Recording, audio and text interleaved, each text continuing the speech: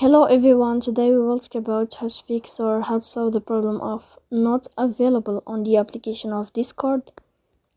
You will click on settings. In this page you can click on apps, default apps, app settings. On above you can search about Discord and you will enter. Then you can click on first stop and you can click OK.